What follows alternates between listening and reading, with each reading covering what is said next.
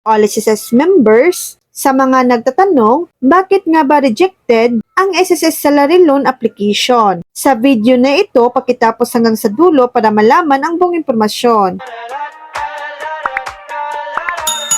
Pag-usapan natin kung bakit nare-reject ang SSS Salary Loan application. Mga dahilan kung bakit nare-reject ang SSS Salary Loan application. May ilang mga dahilan kung bakit maaring ma-reject ang iyong SSS Salary Loan application. Narito ang ilan sa mga pangunahing dahilan. Una, incomplete requirements. Isa sa mga pinakakaraniwang dahilan ay ang hindi kumpletong dokumento. Siguraduhin na isinumiti mo ang lahat ng kinakailangang dokumento at tama ang mga impormasyon. Pangalawa, insufficient contributions. Hindi mo natugunan ang minimum contribution requirements. Kailangan nakapagbayad ka ng sapat na bilang ng contributions para maging eligible sa loan. Pangatlo, delinquent loan. Mayroon kang existing loan sa SSS na hindi pa nababayaran o may overdue payments. Pang-apat,